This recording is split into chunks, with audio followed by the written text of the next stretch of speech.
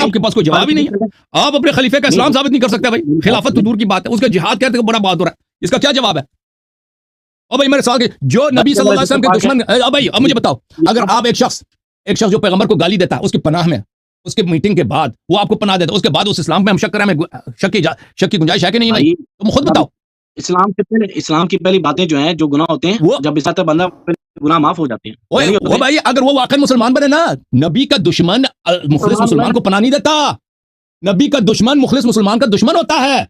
नबी सल्लल्लाहु अलैहि वसल्लम का दुश्मन उस शख्स को पनाह देता है जो उसका एजेंट होता है, जो मुश्रिकीन का एजेंट होता है। वो बेवकूफ नहीं थे, आप समझे? वो बेवकूफ थे, कुफर कुरैश, मक्के के सरदार, सियासत के बाप थे। वो अपने मफादात को देखते हैं, उनके मफाद में तीक उमर मुसलमानों के बीच में चले जाए, भाई अल्लाह उसको क्यों पनाह दे? कहते मुसलमान ना बन। एक मिनट, क्यों पनाह दिया उसको, मुझे बताओ। वो बेवकूफ था, वो बेवकूफ था।